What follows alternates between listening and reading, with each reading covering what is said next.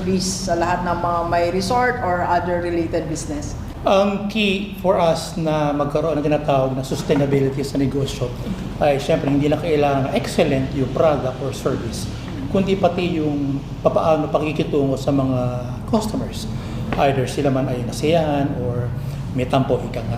So, Doc Gigi, dalawa lang si-share ko na very important. Una-una is kailangan you always add value sa client, diba? Don't focus sa tinatawag muna sa presyo or dun sa amenities. Although importante yun.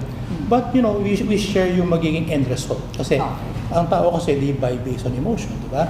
Number 2, pinakamahalaga is yung word of mouth advertisement.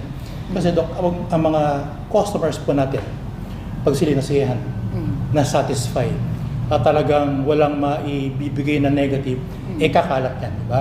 At katulad ng sinabi mo, Doc Gigi, ang ganda ng talk mo, na lahat tayo ay mayroong influence ng 250.